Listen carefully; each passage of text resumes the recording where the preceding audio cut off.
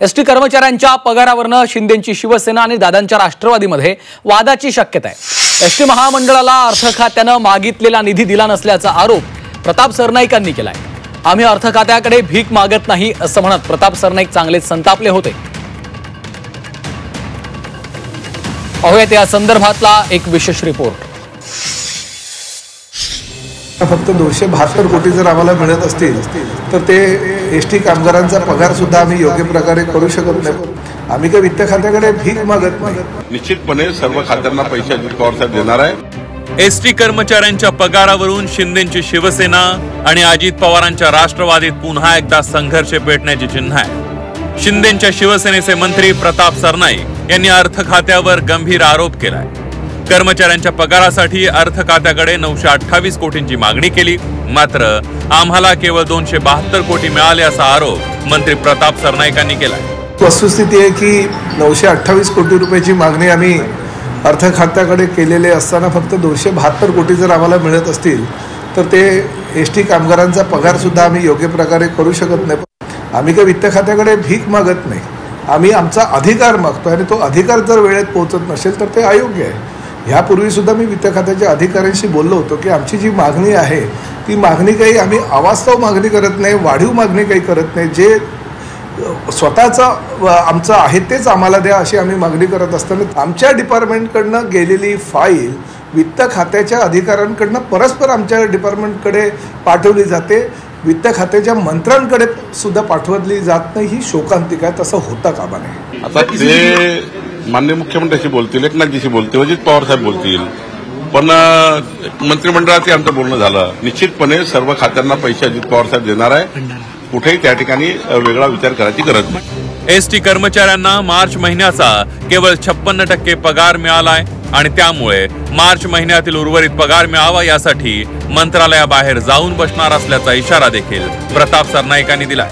की कुठल्याही परिस्थितीमध्ये आमच्या एसटी कर्मचाऱ्यांचे पगार हे 7 तारखेपर्यंत मिळालेच पाहिजे आणि त्यासाठी सर्व प्रोटोकॉल सोडून परिवहन मंत्री ह्या नात्यानं मी वित्त विभागाच्या अधिकाऱ्यांकडे दर महिन्याच्या 5 तारखेला स्वतः जाऊन बसणार आहे, जेणेकरून त्यांना जाणीव होईल की मंत्र्यांना सुद्धा आपल्या कार्यालयामध्ये यावं लागतं। जे उद्या पैसे द्यायचे ते आपण आजच ह्या कामगारांचे द्यायला पाहिजे।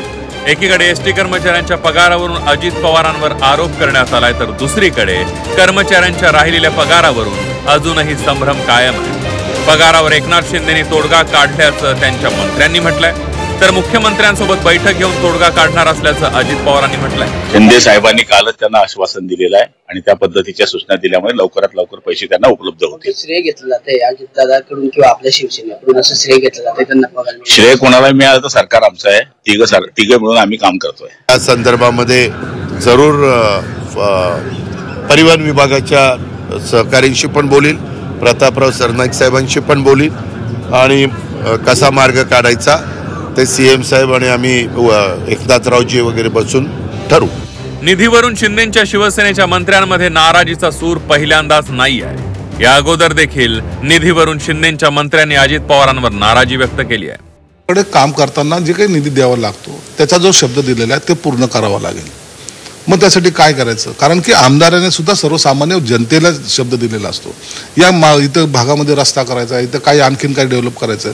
मग जर ते केलं नाही तर त्याला सुद्धा निवडणुकीला समोर जाताना त्रास होतो, याची सुद्धा काळजी घेणं हे नेत्यांचं काम आहे। म्हणून तुम्ही काय करायचं हा तुमचा प्रश्न आहे, परंतु आता या निवडणुकीच्या तोंडावर आमदाराला नाराज करणं योग्य नाही, हे माझं स्पष्ट मत आहे। म्हणून आम्ही सुद्धा मुख्यमंत्री साहेबांकडे आग्रह धरणार आहोत। आम्ही गेल्या 4-5 महिन्यापासून निधी मागतोय, तो निधी आम्हाला वितरित झाला पाहिजे। राज्य सरकारने एसटीच्या कर्मचाऱ्यांना धक्का दिल्यानंतर त्यांच्या पगारात कपात करण्यात आली आहे। यावरून सरनाईकांनी अर्थ खात्यावर गंभीर आरोप केलाय। त्यामुळे निधीवरून पुन्हा एकदा शिंदेंची शिवसेना आणि दादांच्या राष्ट्रवादीमध्ये जोरदार जुंपण्याची शक्यता आहे। ब्युरो रिपोर्ट, झी 24 तास।